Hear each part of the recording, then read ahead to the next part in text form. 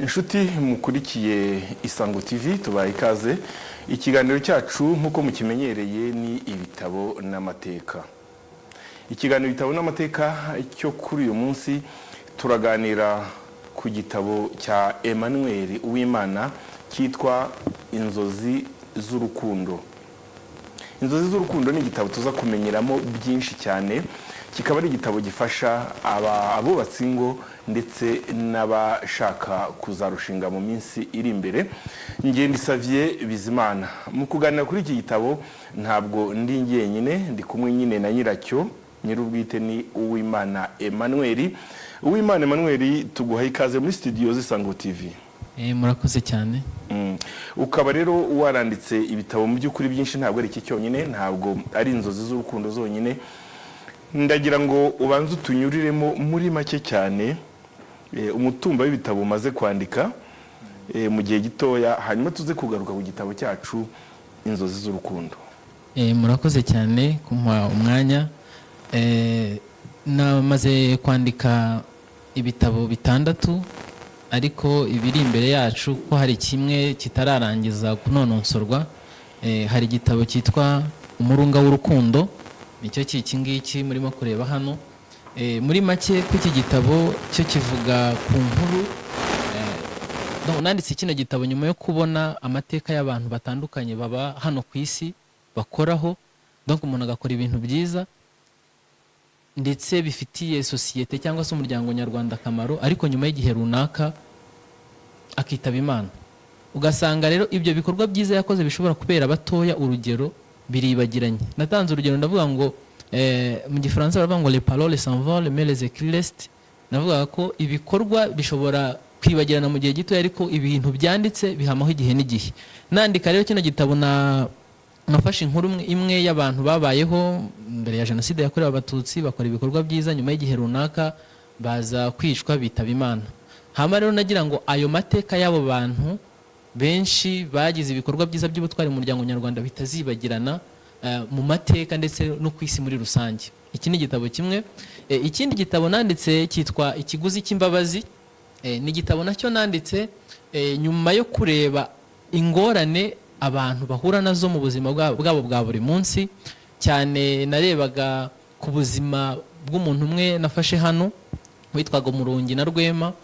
Hama barakundanye ndetse rwose bamara igihe kinini, ariko noneho iyo uganiriye n'abantu benshi batandukanye n'ingeri zitandukanye, umuntu ashobora kukubwira amateka ye, yakubwira ibibazo yahuye nabyo mu buzima, ukavuga ati ubuzima bwe ni ibikomere gusa. Nandika rero nabwiraga abantu yuko ubuzima bwose ushobora kubamo, amafuti ushobora gukora, ushobora kugira umuntu ukugirira impuhwe, umuntu ushobora kukugirira imbabazi. Nandika rero kino gitabo nashaka kuvuga ngo ikiguzi cy'imbabazi. Abo bantu bose baguhemukiye, niki baguha kugira ngo bababarire? Usomye neza rero kino gitabo harimo nyine igisobanuro cy'ikiguzi cy'imbabazi. Ikiguzi watanga kugira ngo ubone imbabazi cyangwa uhabwe imbabazi cyangwa utange imbabazi kingana gute. Ikindi gitabo ari nacyo mperuka kwandika ni igitabo nise Ibikomere byawe byanteye gukomera. Ni igitabo gisohotse mu 2022 n'umwaka ushize. Ni igitabo nanditse nyuma nanone yo kuganira n'abantu batandukanye, nyuma yo kubona ibikomere abantu babana nabyo mu muryango nyarwanda, aho usanga umuntu afite igikomere aba yumva kubaho nta kintu bikimaze, akumva ko agomba kwiheba, akumva ko nta munezero. Ariko iyo utaraganira n'undi ngo umenye nawe uko yakomeretse, ntabwo ushobora uhama ufungiranye, navuga ngo mu bwihisho bwawe wenyine, mu bikomere nyine ufite mu cyumba cya wenyine. Ariko iyo uganiriye n'abandi ukumva nabo uko bakomeretse, bigutera imbaraga zo gukomera ukabandanya ubuzima. Ariko iyo utaramenye ko hari abandi bakomeretse kukurusha cyangwa se yenda urusha, wumva nta nicyo wabaha, nta contribution cyangwa nta musanzu watanga mu muryango. Nandika rero hano harimo inkuru ndende ivuga ku mwana witwa Kariza na Gasaro, bavuga amateka yabo kuva ari imfubyi, babaye imfubyi bakiri bato, ubuzima bagiye bahura nabyo n'ibikomere bakomeje guhura nabyo n'ingaruka byabagizeho, ariko ntago byababujije gukomera no gukomeza ubuzima. Nyuma y'ibyo bikomere bahuye nabyo mu buzima, baje gukomera ndetse bagira n'abandi akamaro. Ikindi gitabo nanditseho ni igitabo cyitwa Isano Isumbi y'Amaraso. ni iki ngiki. Ni igitabo cyasohotse mu 2020. Iki gitabo cyo nacyanditse nyuma yo kureba ibikomere, nanone ntibanda cyane ku muryango nyarwanda, ibikomere abantu barokoze jenoside yakorewe abatutsi bahuye nabyo. Ibyo bikomere bikaba bikomereye abantu benshi muri uno muryango nyarwanda, aho kubera kuba n'urugero umubyeyi yari afite abana asigara ari inshike, nta mu muryango w'abantu 30 yasigayemo wenyine, yangiza akabona byose byararangiye, akibaza ubundi ndiho mbereyeho iki se. Nandika rero naravuga ngo umuryango nyarwanda ikeneye isano isumbiye amaraso. Abantu bari bafitanye isano y'amaraso ntabahari, kandi akeneye ntabahari, n'abahari usanga bihugiraho ntibakundane, kandi aracyakeneye kubaho, akeneye abo bafitanye isano. Yego, kandi iyo sano ari isumbiye amaraso. Wowe mu papa ukeneye, niba yenda n'urugero ngiye gutanga, reka nihereho ngewe, niba nge ndi imfubyi nkeneye kugira umubyeyi, nkeneye kugira marume, nkeneye kugira nyogosenge, nkeneye kugira sogokuru n'abandi ngisha inama. Abo ngabo nabo harimo ababuze abana, bakeneye kugira abana, bakagira abo batuma, bakagira abo bayagira akabari ku mutima. Iki gitabo rero naravuga ngo umuryango nyarwanda ukeneye kurema isano isumbiye amaraso.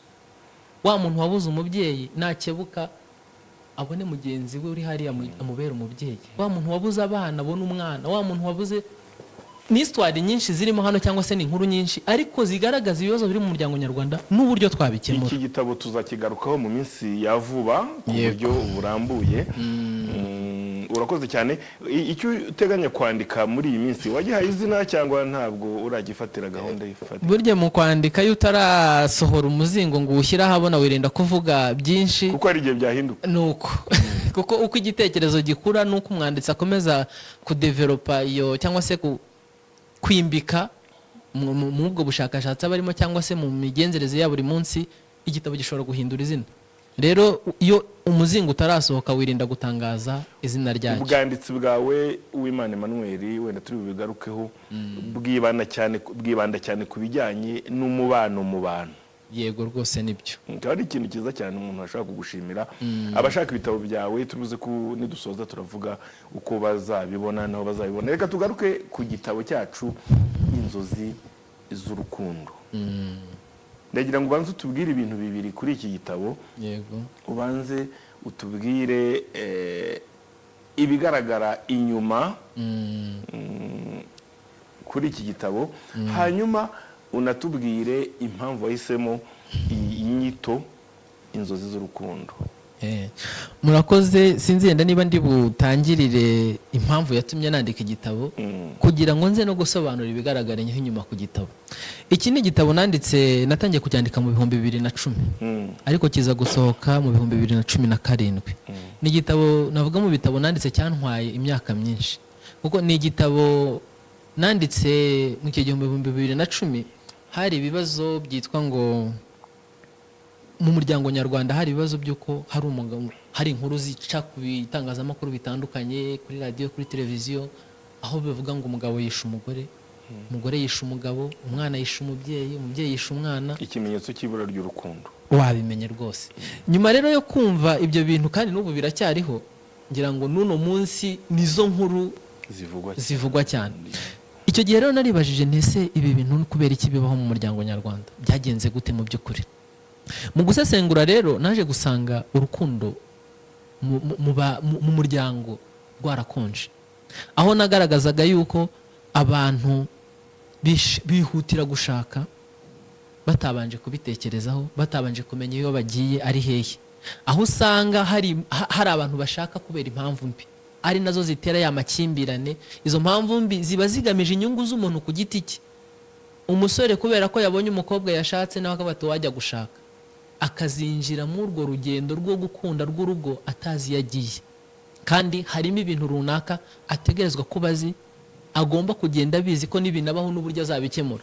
Ndandika kino gitabo rero intego ya mbere kwari ukubwira abo bantu bose bafite iyo nyota yo kuzagira urugo rwiza, rwo kugira umuryango mwiza uzira ya makimbirane n'amacakubiri n'ibiki, uburyo barugeramo, n'igihe ya makimbirane yagaragaye uburyo bashobora kuyakemura. Mbese narebaga cyane ku muryango, reka mfate urugero uno munsi kubera iterambere ryihuta, ababyeyi ntabwo tukibonera abana bacu umwanya wo kugira ngo tubaganirize, tubabwire ati dore wa mwana, dore uko ugomba kwitwara, dore uko bigenda, ugeze mu gihe cy'ubwangavu, dore uririnda ibi ngibi, uririnda ibi. Hari kwibura umwanya, hari no kutamenya ubutumwa nyabwo watanga ari ubuhe, akenshi tugahitamo kubyihorera. Nuko bigenda rero. Nandika kino gitabo narebaga kuri abo, ariko nanone nkagaruka ku bandi. Nahoze mvuga mu ibitabo bitandukanye ko umuryango nyarwanda wasigaranye imfubyi nyinshi. Izo mfubyi nyinshi zarireze, zimwe zirera na bagenzi bazo, zageze igihe ziba ababyeyi, ariko mu gutanga impanuro z'uburyo urugo ruzubakwa kuri ba bana ntabyo bazi. Babaye ababyeyi nabo bagikeneye kurerwa. Nuko twabyita ngo ni imburagihe. Abo bantu rero nabo nabatekerejeho nandika kino gitabo, ndababwira nti nabaye nko mu cyimbo cya ba babyeyi, ndababwira nti iki gitabo nuramuka ugisomye kizagufasha kumenya uko uherekeza ba barumuna bawe, nawe ubwawe umenye uburyo uzategura umuryango mwiza. Inzozi z'urukundo rero, aho izina ryaturutse, buri muntu wese ugeze mu gihe cyo gushaka cyangwa yenda utaranahagera, yakebutse hirya akabona umuryango mwiza ubanye neza, aba yifuza yuko urwo rugo nawe yazarugira. Izo ni zo nzozi z'urukundo. Iyo akebutse nanone akabona abantu birirwa barwana, batemagurana, birukankana, avuga ati mana uzandinde urugo nka ruriya. Ni gute rero waherekeza uwo muntu ufite izo nzozi z'urugo rwiza uburyo azarugeraho? Ni gute nahura n'ibibazo bishobora kubaho, kuko umuryango rwose ntabwo umuryango wose uhora ari parfait, ariko hari ukuntu uherekeza umuntu ukamubwira ati nuhura n'ibi dore uko muzabikemura, urugo rukomeze. Ngicyo imbundo y'igitabo yo kwandika. None rero nsubiye rero ku biriho inyuma ku gitabo nk'uko mwabivuze, iyi shusho cyangwa se ino foto mubona hano igaragaza nyine abantu bari mu rukundo bakundana, kandi ikigaragara baracyari bato. Aba bantu rero narababwiraga ngiye kubaherekeza, mwe musa naho mugiye gutangira urukundo, kubaherekeza nyine muzarambane, umugani murenge ya myaka 100 bajya bavuga, cyangwa 70 muri kugira ngo inzozi zanyu zizaba impamo. Nicyo niyo signification cyangwa igisobanuro kibiri kuri kavana. Igitabo cyiza cyanditse mu Kinyarwanda kidakomeye, igitabo kitagoye gusoma kandi kidateye ubute, igitabo Inzozi z'urukundo cya Bwana Uwimana Emmanuel. Mu gutangira kino gitabo cyawe washushe nkusobanura ijambo ryagoranye gusobanura kuva na kera, ushaka gusobanura ijambo ryitwa urukundo. Urukundo usobanura ute? Murakoze cyane. Nkuko nabyanditseho mu gitabo, nabigarutseho naravuze ngo kugeza na none munsi biragoye kubona ibusobanuro bwimbitse cyangwa se bw'ukuri bw'igisobanuro cy'ijambo urukundo. Mu gusobanura neza navuze yuko igisobanuro cy'urukundo, urukundo rumeze nkuko wafata umuntu ufite ubumuga bwo kutabona ukamujyana imbere y'inyamaswa nini, reka nyite hipopotame cyangwa se inzovu, ukamubwira ati ngaho sobanura ikintu kiri imbere yawe. Tuzi ko uwo muntu iyo arimo gusobanura agenda akora ku kintu akavuga ati ndumva ari iki. Umuntu rero, uwo muntu iyo umujyanye imbere y'inyamaswa nini azasobanura bitewe n'aho yafashe. Nafata ku kuguru nuko azabisobanura, nafata ahandi niko azabisobanura. Sobanura rero urukundo, ijambo urukundo, abantu benshi impamvu mvuze ako kantu, iyo bagiye gusobanura cyangwa gutanga ubusobanuro bw'urukundo, nawe asobanura bitewe n'aho yafashe. Urwo yabonye niba yarafashe, niba yaragiye mu rukundo akabihirwa, n'umubaza atari ku rukundo niki, azagusobanura ko ari ibintu bibi, ari ubusharire. Niba yarafasheho akaryoherwa, azagusobanura yuko ari uburyohe. Ngewe rero uko narubonye ari naho nafashe, ubwo murahita mwumva impamvu natanze ubwo busobanuro. Tubwira se aho wafashe ukaba ari honyine utubwira nkaho ari honyine hariho. Aho nafashe ni imbera byombi, niyo mpamvu ngiye kuhasobanura. Nge navuze ko urukundo ndugereranya nk'amazi y'urubogobogo. Amazi y'urubogobogo aba ari amazi atagira ibara, ahubwo agira ibara bitewe n'icyo yashyizemo. Biraza kuvuga ngo urukundo ndugereranya n'ayo mazi, nimba uwo ngiye kuyaha nyamuhaye mu kintu kibi kitogeje, urwo rukundo nindumuha nabi azarufata nabi. Nindumuha mu kintu cyiza, reka tuvuge ngo ikirahure, iyo urebye amazi ari mu kirahure ni l'eau potable nyine, nta bara agira nyine ibara ryarindi. Urwo rukundo rero nuko narufashe. Nabwiye abantu nti rero urukundo bitewe nuko rutanze nuko rwitwa urukundo, ariko mu yandi magambo urukundo ni amayobera. urukundo ni ibyiyumviro, n'amayobera, ni ibyiyumviro. Urukundo ni mystère, comment je peux dire, ni ikintu kigari nyine. Niba ubona amazi, ubwo njye nagereranyije n'amazi, amazi agira ibara bitewe n'icyo wayashyizemo. Nuyashyira mu kintu gitukura azagira ibara ry'igitukura, nuyashyira mu cy'ubururu nuko. Ariko urukundo njye nuko narubonye. Ariko nkavuga ngo urukundo nyine rugereranwa n'ayo mazi, umuntu yo uruhaye ugomba kurumuha ruri propre, ku buryo rutazamutera indwara, ku buryo rutazatuma yicuza impamvu. ugomba kurumuha rutarimo ibirohwa. Nuko nguko nuko njye naruhaye ubusobanuro. Urakoze cyane. Abashaka kubisoma bazabibonamo cyane. Hanyuma inyuma yo kuruvuga uko urubona, wavuze no ku mbaraga zarwo, yego, ndetse uvuga no ku bwoba rutera abantu. Wabidusobanuramo mu magambo arambuye? Yego. Reka mpere ku mbaraga z'urukundo. Urukundo nicyo kintu cya mbere abantu bavuga yuko gishobora guhagurutsa cyangwa guhagarika ibindi bintu byose biri ku isi. Impamvu ngiye kubivuga ni iyi ngiyi. Iyo umuntu ari mu rukundo, mu Kinyarwanda baravuga ngo urukundo ni impumyi, ariko mu by'ukuri ntago ari impumyi nka ya yindi ba muntu bana n'ubumuga bwo kutabona, si cyo baba bashatse kuvuga. Ahubwo iyo yakunze, inenge izo ari zose wamwereka kuri wa muntu yakunze cyangwa kuri cya kintu yakunze, ntashobora kuzibona. Biravuga ngo rero ibaze nyine kububwira umuntu utari ko uriya muntu ugiye gukundana nawe afite ibi n'ibi bitari byiza, ariko ngiye hari ibyo nakunze kandi byiza bishobora gukorosa bya bindi unyereka ko ari bibi.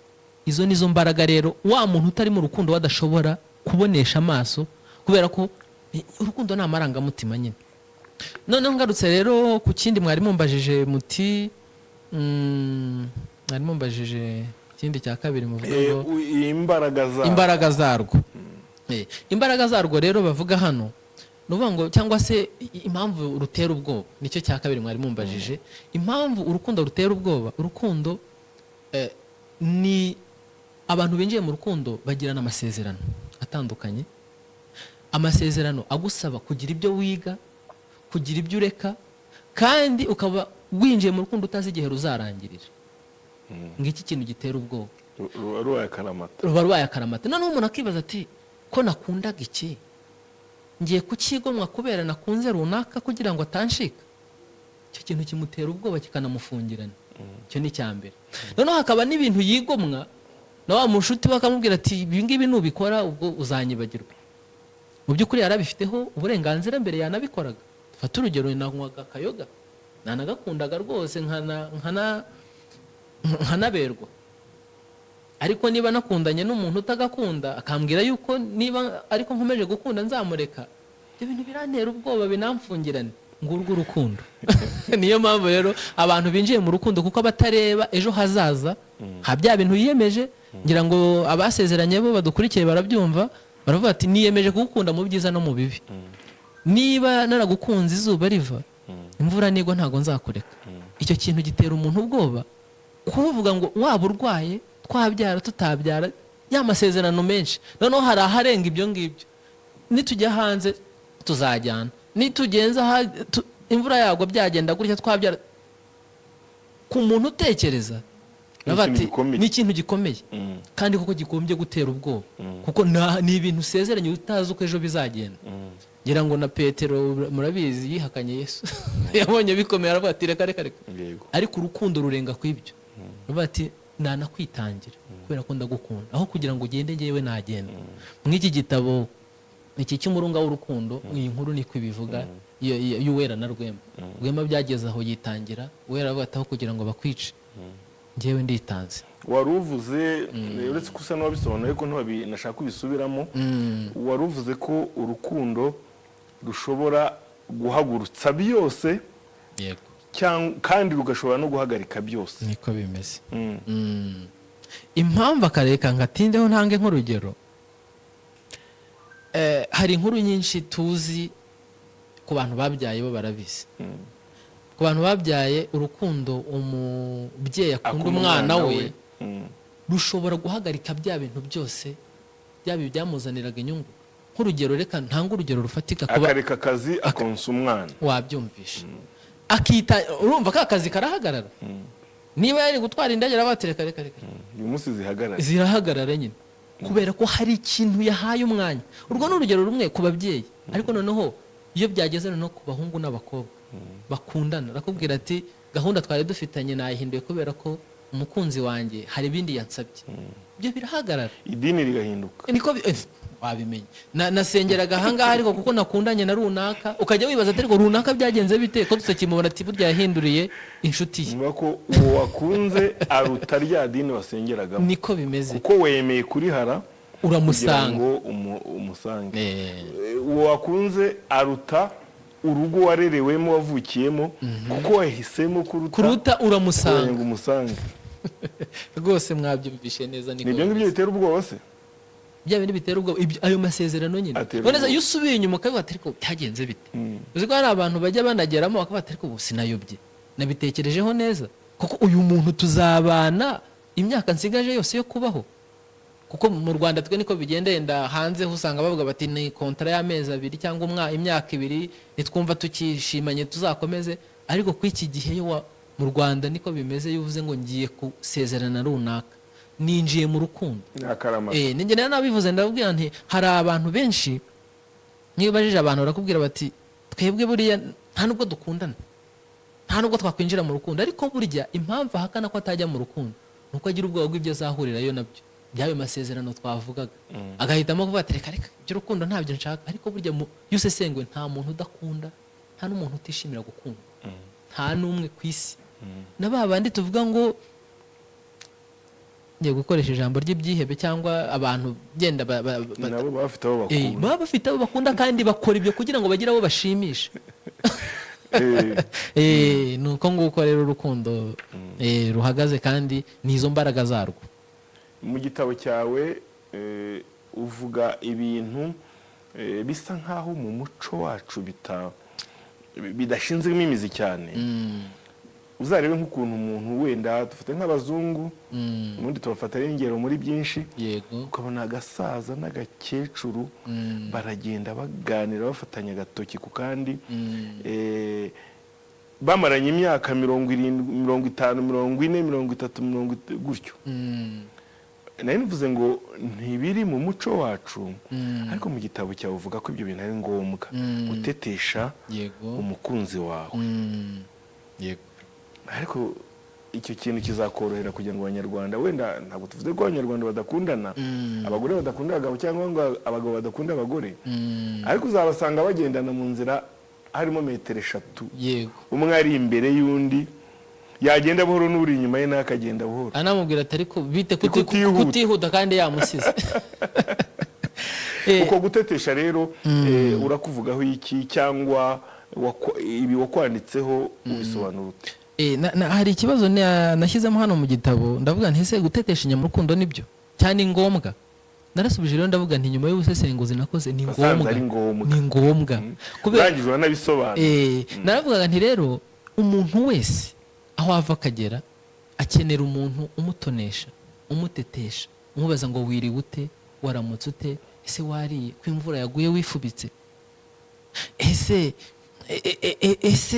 ese bimeze bite? Umuntu wese aho ava akagera ako kantu aragakenera. Rero abantu benshi bumva yuko ngo gukunda nanagashyizemo hano, ndavuga nti ese ku bantu batwara nk'ibinyabiziga, iyo umaze kwatsa imodoka cyangwa yenda moto igafata umuhanda, urekera ugakuruwaza amaboko ukavuga ngo cyangwa hari ibindi wongeramo, hari ibyo ugabanya, hari ibyo wongera. Ahubwo abahanga rero mw'ibyo bintu baravuga ngo ahubwo nibwo igihe kigeze kugira ngo bya bintu byiteho. Utangira niba utwaye imodoka kuyobora, kureba imbere, kureba ku ruhande niba ntawe ugiye kugucaho, niba umuvuduko ufite ugendanye n'ibyapa uriho, ugafatasha ibirenge n'amaboko ukareba imbere kugira ngo utagonga. Abantu benshi rero bamaze kwinjira mu rukundo batekereza ko ngo bari barwaje ahubutse, bakumva ko za keya cyangwa se zitagikenewe ibintu nk'ibyo. Nyamara nicyo gihe, kubera ko nanabivuze ndavuga nti hari ababyeyi benshi bagera mu rugo hehe no kwikoza agasabune, utuvuta, reka sinakubwira agasokoza ntazaho sinkirambagizwa, reka nuko bavuga. Ariko nyamara ahubwo nicyo gihe kugira ngo wa muntu wagukunze wa munsi mu myaka 10 cyangwa 30 ishize akubone nka wa munsi wa mbere kabone naho hari no kumwereka ko atibeshye. Yego, ibyo rero nibyo navugaga yuko uko gutetesha no gutoneshwa ni ngombwa. Hari akantu navuze ngo hari abapapa benshi, nari mvuze ku bamama ariko reka nyere no ku bapapa. Umupapa bagikundana yajyaga yenda amuzanira impano, tuvuge yenda nakabiswi nakabombo ko atashye nimugoroba bitewe n'ubushobozi afite, nicyo gitenge se cyangwa n'isakoshi simbizi ni bombo se, ariko nyuma yo kumushaka aravuze tubona ari indwaje aruhutse, ibyo sinabivamo. Ariko wa muntu arabikeneye kuko wa munsi ya neza bamwerekaga niyo yamukuruye kugira ngo yemere kubana nawe. Uyu munsi rero aracyabikeneye, akeneye guhora nyine umutetesha, umwita sheri, umwita shushu. Niho uzasanga ndimo kwandika kino gitabo naganiriye n'abasaza bari bamaranye imyaka 50 babana. Ndabaza ni irihe banga mwakoresheje kugira ngo mumare kino gihe? Barambwira ati mu rukundo cyangwa mu rugo turugereranya n'ubwato buri mu nyanja cyangwa mu kiyaga. Y'imihengeri idahari ubwato bugenda neza, akavuga ati aho kugenda mu muhanda w'igitaka nakwigendera hano kuko noneho nta n'imihanda ngenda nkurikiza. Ariko mu rukundo hari igihe hazamo n'imiraba n'imihengeri, bikaba ngombwa yuko ubwato bwanyu bushwanyagurika bukinjiramo amazi, mugafatanya kuyadaha mukabusanura, byaba ngombwa mugaparika ku nkombe mukabusana mukongera mugafata urugendo. Ati ngurwo urugo. Urumva ku muntu yenda utarabaye umusare cyangwa utaragenze mu mazi ntashobora kumva ako gakuru mvuze, ariko ku muntu byumva neza no mu rugo nuko ntihabura amakimbirane, ntihaburamo ibibazo, ntihaburamo kutumva ibintu kimwe, ariko gufatanya. Ariko yo mufatanyije niwo murunga wahambira, niwo murunga rero w'urukundo. Abenshi twanavuze hari n'igitabo nabigarutseho, uko gufatanya no gushyira hamwe n'uwo murunga. Rero iryo ni ryo banga rya basaza barinda bageza ya myaka bakimeze nka baba Jeanne Marie bakimara icyumweru kimwe bagishakana. Rero iyo udohotse ugasanga icyumweru kimwe kirashize, ushatse guhita uvuga ati byarangiye, urugo rwanyu ruzasaza rutamaze n'icyumweru n'amezi n'imyaka. Niho dusanga nyine za divorce za buri munsi, kuko abo bantu ntibazi iyo bagiye. Ni bwa bwicanyi tubona, ni ya makimbirane buri munsi, abana baraba victime cyangwa se baragirwaho ingaruka nuko ababyeyi batabanye neza. Ariko intandaro nuko kujya mu bintu abantu batazi. Nguho urugero rufatika, naranabyanditseho hano mu gitabo, naravuze ngo abasore benshi n'abakobwa bashaka kubera ko runaka yashatse. Turibuze kubigera. Yego, rero navuga ngo wowe watekereje icyo ngicyo, menya ko uri mu nzira mbi. Ni nayo mpamvu nyine rwa rugo rwanyu rutazakura. Ni nko gutera igiti ntukivomerere. Iyo ngingo iri mu gitabo cyawe guhera mu mapaje yo hagati agana inyuma, ndetse unabitindaho cyane. Niyo mpamvu mvuze ngo turi buze kwishakira umwanya kuko ni ibintu by'ingenzi cyane. Inshuti rero mukurikiye Isango TV, iyi ni Inzozi z'Urukundo y'Uwimana Emmanuel, umuntu ushaka kubaka urugo, umuntu usanzwe ufite urugo. Hano harimo amabanga menshi cyane, harimo ibintu byinshi cyane. Nari nakubajije ikibazo usa n'utagishubije byeruye, ariko wagishubijemo gakeya. Nkubaza nti aba banyarwanda bagenda metero 3 ziri hagati yabo, aba bantu ngo bakunda kuvuga cyane cyane abagabo, sinzi niba abagabo ari twe turi inyuma cyane mu by'urukundo ahari.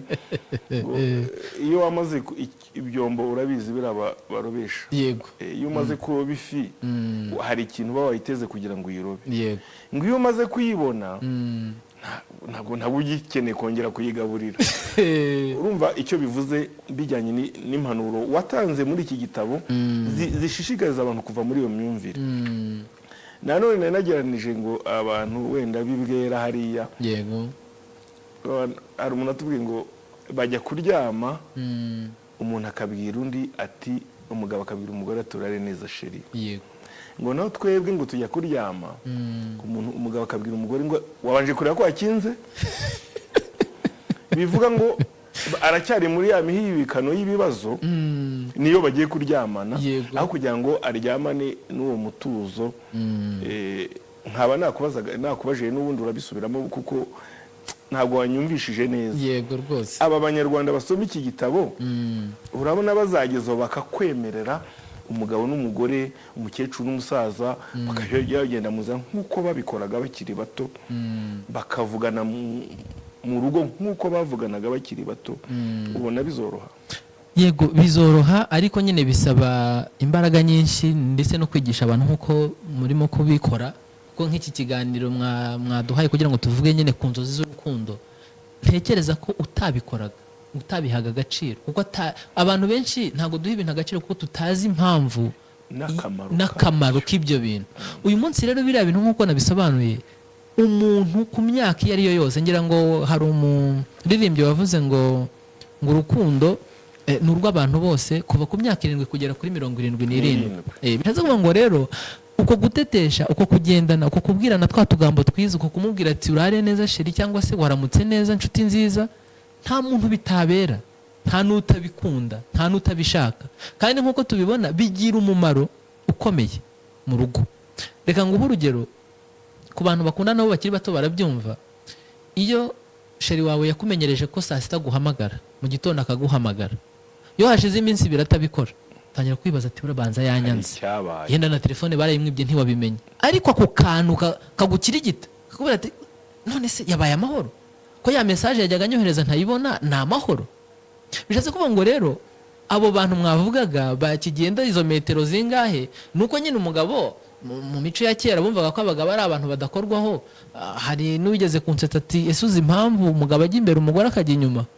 Ngo haruri inzira. Ni ya mico ya kera, ngo nukugira ngo umugabo nagira ibyo ati umugore abitoragure, ariko se bagiye bari kumwe ntibagenda ngo bagere iyo bajya, ntibanabitemaze kubera ko umwe nyine yabaye akabando kundi. Nigeze kubisobanura mu gitabo kindi navuze cy'ikiguzi cy'imbabazi, aho navuga ntese iyo umuntu ahuye n'ibibazo cyangwa se ukundanye n'umuntu wahuye no gukomereka mu rukundo bigenda gute. Bimubaho umuti. Tugomba kwemera yuko mu rukundo nta muntu ungana n'undi, nta n'umuntu utekereza nk'undi, nta n'umuntu ureba nk'undi, ahubwo twese turashyigikirana. Nibyo nabwiye abantu, ndababwira nti mu rukundo twemere ko ntago twuzuye, turacagase. Ngewe ubundi mu rukundo iyo umuntu agiye gukundana none agomba kwemera yuko hari ibyo afite bituzuye, n'uwo bakunda bagiye gukundana nawe hari ibyo afite bituzuye. Iyo rero bahuje cyangwa bahuye buruzuzanye, nibyo abantu baba ngo abantu babaye umwe. Bivuze ngo hari weakness wa muntu umwe yari afite, hari na success undi yari afite. Iyo bazizanye bakazishyira hamwe, umwe akombla lo vide cyangwa se yuzuza icyuho cyari kiri ku wundi, n'undi akuzuza ku cyari kiri kuri mugenzi we, bakaba umuntu ushyitse. Niyo mpamvu rero kugendana ni igisobanuro gikomeye. Ngira ngo aho mu gitabo nabishyizemo, nabwiraga abakobwa cyangwa abahungu ntiwabyirwa n'icyo umuntu ugukunda by'ukuri mu gihe mukirimo guteretana cyangwa se kurambagiza. Ndamubwira ntibura akantu ka mbere nuko yo muri mu bandi murimo kugendana akwemera akanakugaragariza mu bandi yuko akwemera. Icyo ni ikimenyetso kimwe mu bimenyetso byinshi bishobora kukwereka ko wa muntu agukunda. Ngira ngo ako kantu iyo uhuye n'umusaza n'umukecuru nk'uko babivugaga bafatanya babwirana sheri, uravuga ati abantu barakundana. Simple geste. Urahita ukomerezaho kuko n'ubundi nicyo cyagiye ukurikizaho.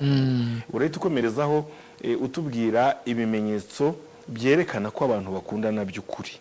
Yego. Nkuko wagiye ubyandika, wari utangiye kuba kwemera. Yego. Hari abagiye uvuga kuba kumva, ibintu nk'ibyo ngibyo, kuba navuga ngo kudefanda, kurwanira ishyaka. Ni byinshi watubwira wenda bike kugira ngo natwe tumenye umugabo n'umugore nunababona uti abantu bantu nyamara barakundana, cyangwa uti bano bantu bariho baradushushanya urukundo rwabo, ashobora kuza akamusoma mu ruhame, ariko ibikurikiyeho nkawe wabicengeye ukavuga uti ntabwo ari byo.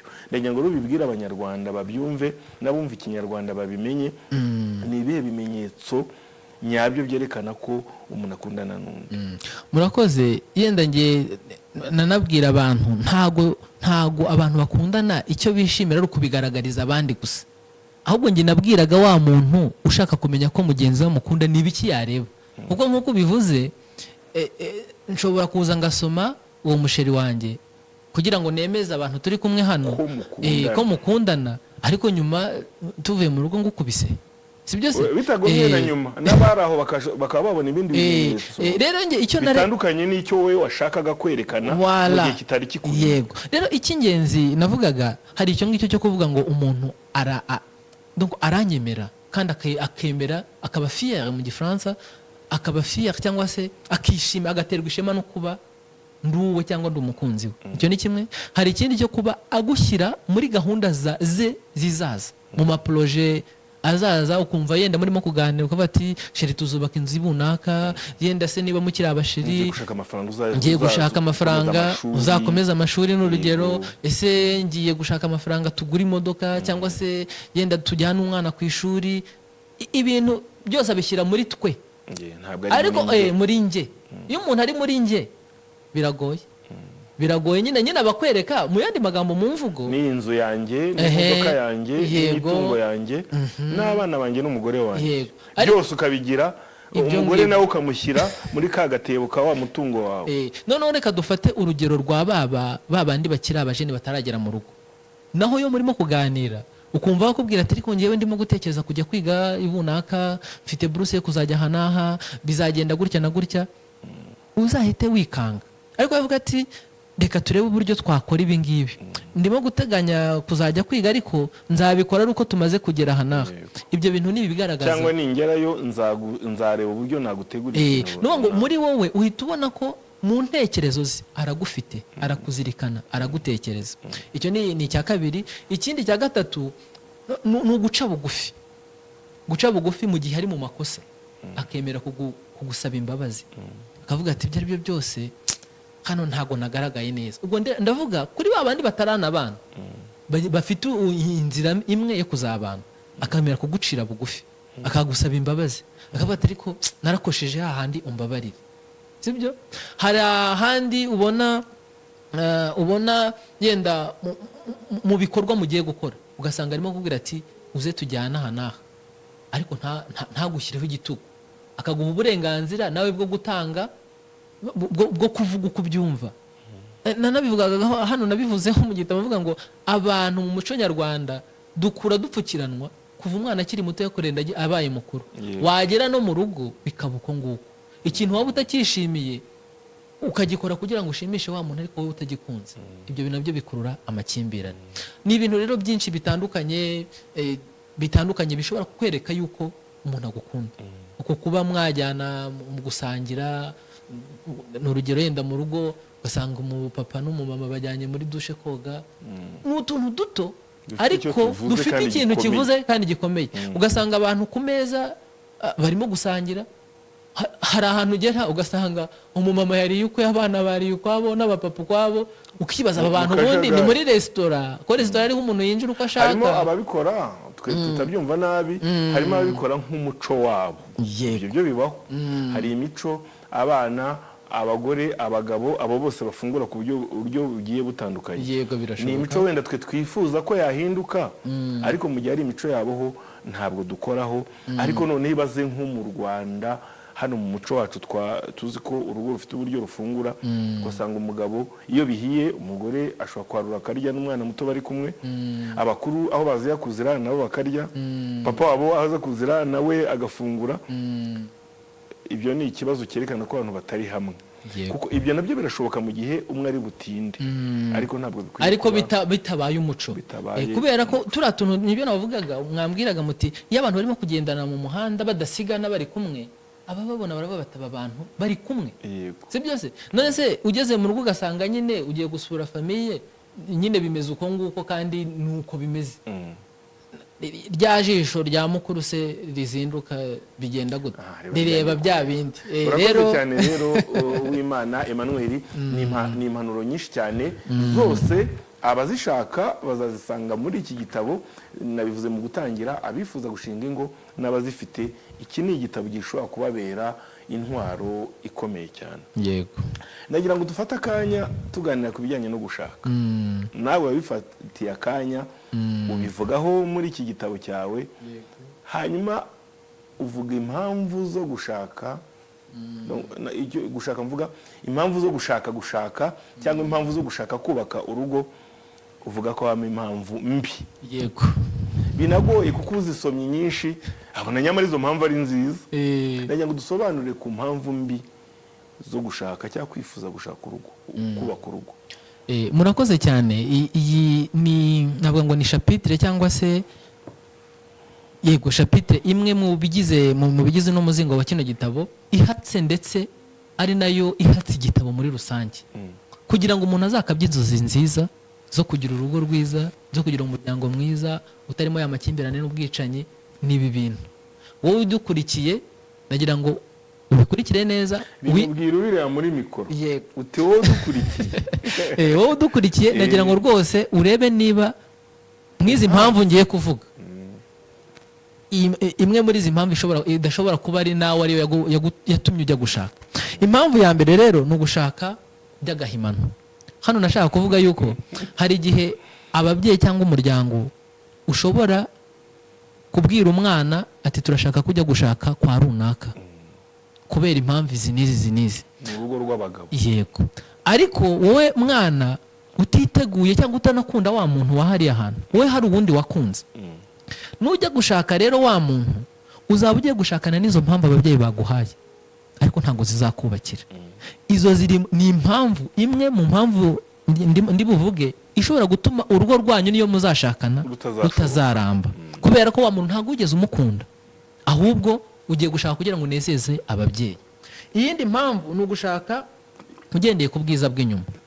Abantu benshi baravuga ati ese kubera iki ubwiza bw'inyuma hari umuntu ujya kureba ngo arebe umuntu mubi aba ari we ashaka? Ariko usanga abantu benshi bita ku bwiza bw'inyuma aho kureba imico n'imigenzereze ya wa muntu ugiye gushaka. Umuntu akavuga ati ngiye nshaka umuntu muremure, w'inzobe, w'igikara, w'imibiri yombi, munini, ureshya gutya, uteye gutya, ariko akibagirwa yuko umubiri urahinduka. Uyu munsi nshobora kuba ndi muremure, nshobora kuba mbyibushye cyangwa mfite urubavu rutoya, nyuma y'igihe runaka nkabyibuha, ya mataye n'amatuza byose bikarangira, cyangwa nkananuka nkaba nari umusore w'umubogare. Abakobwa ngo bakunda ababogare, nyuma y'igihe bitewe n'ubuzima ko bwahindutse nkananuka nkangana ubusa. Naba mfite amataye cyangwa se mfite urubavu ruto, ejo nkabyibuha nkagira ibiri 100 cyangwa 150. Rero iyo washakanye cyangwa washatse kubera ko wa muntu umureba ubwiza, ubwiza buhinduka, nshobora no kugira ibyago nkacika amaguru. Warakundaga amaguru yanjye, icyo gihe ntabwo uzaba ukinkunda, ariko wakashakanye n'umuntu wa wundi w'imbere wese, bya bindi byose biramugize, kimwe gihindutse ntabwo cyaba impamvu yo gutandukana. Ikindi navugaga yuko umuntu hari abashaka kugira ngo bakemure ibibazo by'abandi. Natanze urugero rwiza ndavuga ngo mu muryango nyarwanda aho byagiye biba, ukasanga hari umwana w'imfubyi muturanye yaratesetse, arerwa muri famiye mu maritreta, ukaba uri umusore uri hari ukabibona, kandi ukabona umuntu arimo kurengana. Warangiza kumwandurura aho wabitoye, warangiza ukavuga ati umwana rwose muvane umugirire impuhwe. Uwo muntu ugiye gushaka ushakanye n'ikibazo yari afite, ntabwo ushakanye na wa muntu. Icya kabiri, we ntiyiteguye kuba umugore wawe, yiteguye kuva muri bya bibazo arimo, ariko ntabwo yiteguye kuba umugore wawe. Nunamuzana uzaba umufatiranye, namara rero kwiyambura ibyo bibazo yari afite, urwo rugo ntabwo ruzaramba. Birashoboka. Iyo mpamvu y'abantu ntibayibona. Navuze ko ari impamvu wanditse nimbi, nge nasomye nk'abantu impamvu ko ari nziza. None umuntu ari mu kaga ukakamukuramo, ubuhemutse wakamukuramo, ariko ntumugire umugore, ahubwo ukazategereza ko nawe abyiyumvamo. Abenshi rero we yumva ko icyo ari iturufu, ariko mu by'ukuri umwana w'abandi ararengana. Cyangwa ukabona umwana ubwo ari uwo mu bakene, ngewe nkaba ndi uwo mu bakire, ngiye kugenda mpite muzana, utamuhaye umwanya wo kugira ngo nawe ashyire ku munzani. Icya mbere, wowe ugiye kumuzana nabivuze, ubusezeranye n'ibibazo afite, ntabwo ubusezeranye na wa muntu. Icya kabiri, nawe ntabwo yiteguye kuba umugore wawe. Niyo ashobora kugenda kuza nta mabura kindi kugira ngo abone ubuhungiro. Ikindi kintu navuze, hari ugushaka ushaka guhunga ibibazo. Uyu munsi nshobora kuba ndi umukene, kijya gusa n'iki ngiki, hari ukuba wa mwana ari imfubyi, hari ugiye gukura umuntu mu bibazo, ariko noneho hari n'ushaka kubivamo. Uyu munsi nshobora kuvuga nanjye nshobora kuba mfite ibibazo by'ubukene, nshaka kwiga, narabuze ubushobozi, nkabona ariko washaka uriya mutipe cyangwa uriya musore cyangwa uriya mugabo yankuramo ibibazo ndimo. Ubu bushomeri mazemo imyaka bwarangira.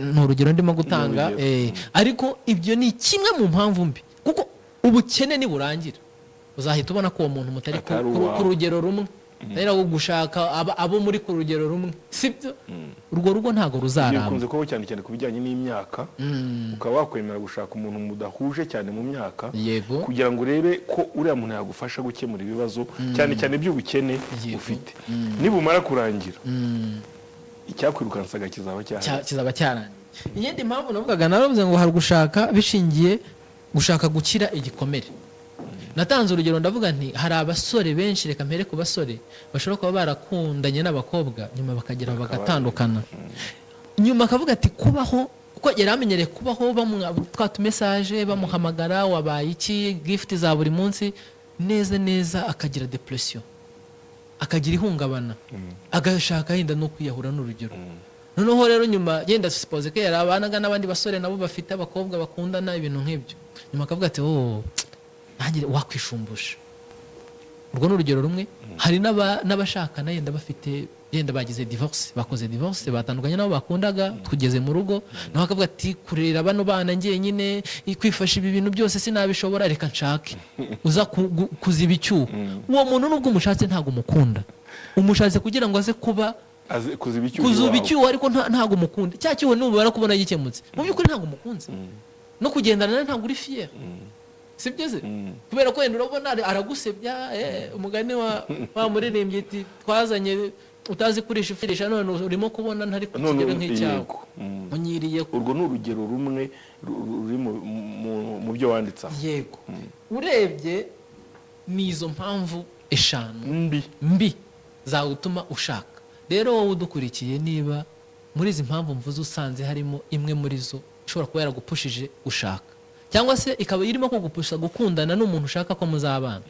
banza wicare ubitekerezeho uhindure yenda gusubira inyuma ntibyakunda ariko byibuze reba mu bintu byiza yenda kuba bana byiza uwo muntu ashobora kuba yaragukoreye ubihindure none uvuga ati iyi mpamvu none niyo yanteye gushaka uhindure yatumye ushaka ushyireho inziza kuko nazo zirahari nyinshi cyane kuba wagira umuryango kuba nyine nk'uko twakomeje kubivuga kuba wazarambana na wa muntu utwo wubakiyeho ubundi izi nazo ziri mu mpamvu zishobora gutuma urukundo bavuga ngo ni urukundo rugurumana nk'amashara rwaka rukaba rufite umuriro ariko mu nyuma y'iminota 5 cyangwa y'imyaka 2 cyangwa 3 rukaba rwarangiye rero muri izi mpamvu tumaze kuvuga usanze hari izirimo wagendeyeho ntabwo uzasenya kubera iyo mpamvu ariko wahindura impamvu noneho ugashyiraho inziza kuko burya iyo umuntu afite intego cyangwa se yenda afite intumbero y'aho agiye burya niyo imufasha guhatana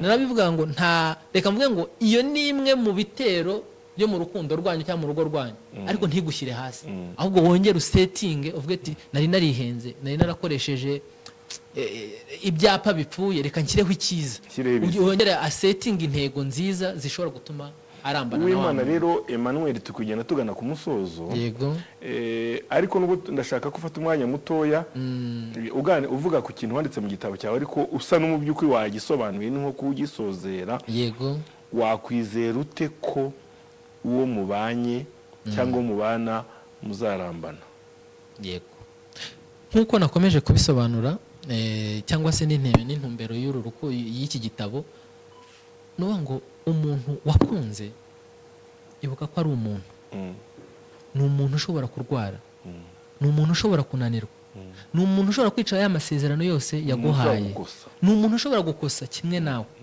ibanga rero ririmo ni ukwicara mu gihe habonetse bya bibazo mukabicoca waba hari aho wagigaragaje imbaraga nkeya ugasaba ikigongo ugasaba imbabazi wa mupatina wawe cyangwa wa muntu mufatanyije urugendo kugira ngo za mbaraga wari wabuze yongera zizahure iyi modoka igenda ikenera esanse rero ukomeje gutwara esanse zashira ihagarare utageze iyo ujya bisaba rero gukunda urukundo rusaba guhora unagura mwisuzuma abahanga benshi bo mu bubaka ingo bagira byibuze igihe kimwe mu mwaka cyo kwicara bakasubiza amaso inyuma ibintu twari twarateganyije twabigezeho imbogamizi twahuyeho n'izihe amakosa twakoranye ni yanayahe ugasabana imbabazi ntimurindire yuko n'umwaka urangira na buri munsi mushobora kwisuzuma kuko umunsi ni mugari nshobora kubyuka mu gitondo nkagusitaraho nkakubwira nabi wampamagara sinkwitabe ukagira ngo nahandi nagiye ariko iyo mugeze nimugoroba bati sheri burya impamvu ntakwitabye ndi mu nama nk'ubu wampamagaye ndi muri iki kiganiro ntabwo yambonye aze kukurenganya aze kundenganya niyo byanciyeho simbimubwire kubera nihuse ningereho ndamubwira nti burya nasanze wambuze ariko burya nari nagiye mu kiganiro kandi gifitiye akamaro twembi twese nk'umuryango apana kimfitiye akamaro kidufitiye akamaro twese twembi rero mu magambo makeya ni iki gitabo gihatse kwigisha abantu uburyo umuntu yinjira mu rukundo akiri mutoya uburyo habamo amakimbirane wamenya gute umuntu ugukunda igihe ngeze mu rukundo nabigenza gute ese ni ibiki nakagombye kwitaho mu rukundo bituma urukundo rukomera nkaruvomerera rugakura umunsi ku wundi hama noneho igihe amakimbirane twahuye nayo tuyakemura gute ese igihe byanze aho kugira ngo twicane dutemane abana bacu babe imfubyi imburagihe ni iki twakora ngo dukemure bino bibazo bitagombye kugera aho hose twahitamo gutandukana biremewe umuntu agashaka agaca inzira n'undi agaca inzira ariko tutamenya amaraso ngo ba bana bajye kwandagara hanze ngiyo rero impamvu nyamukuru yatumye nandika kugira ngo ngire abadukurikiye n'isi muri rusange yuko umuryango wacu urandeba njye nawe uratureba twembi kugira ngo dushyire hamwe dufashe abantu kumva neza iby'inzozi z'urukundo.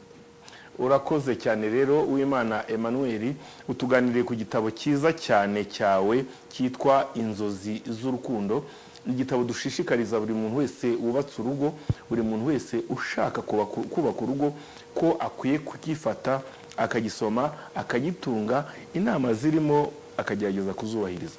Iki ni kimwe rero mu bitabo byinshi nk'uko twabivuze mu ntangiriro, hari umurunga w'urukundo, hari isano isumba iy'amaraso, hari ibikomere byawe byanteye gukomera, hakaba ikiguzi icy'imbabazi, hari n'ikindi uri kwandika watubwiye ko utaramenya neza cyangwa utaratangaza uko uzakita. Ibi bitabo byawe ushobora kutubwira aho umuntu ashobora kubibona, hanyuma ukanatubwira wowe gushaka wowe kugira ngo mubivuganeho uko yakubona. Murakoze cyane.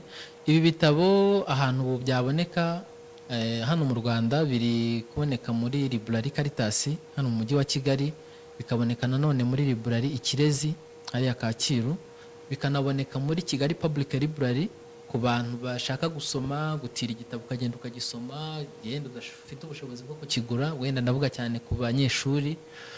Hama ikindi ushobora kugisanga nanone kuri Amazone naho nabigura kuri internet. Yego, kuri internet. Hari nanone Kimironko muri Rising Bookshop naho bino bitabo biriyo.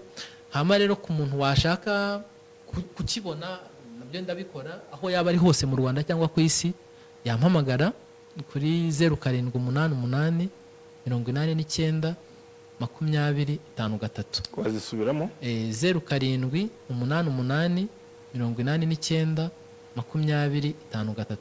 Nuvuga ngo aramutse akeneye igitabo yampamagara aho yaba ari hose mu Rwanda ngenda kimwoherereza. Uwimana Emmanuel turagushimiye. Nanjye ndabashimiye Isango Star kuba mwadufashije mukaduha umwanya nk'uyu, vraiment mu izina ry'abanditsi n'abahanzi muri rusange rwose turabashimiye kuko mudufasha. Umwanditsi ashaka ko ibyo azi abibwira abandi kugira ngo nabo bibafashe. Urumva rero mwaduhaye umwanya mwiza rwose, tubasabiye umugisha ku Mana. Urakoze cyane.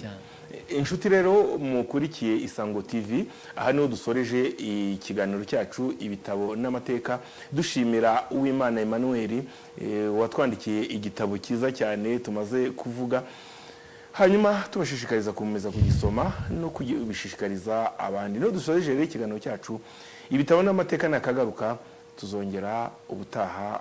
Murakoze, amahoro n'imigisha.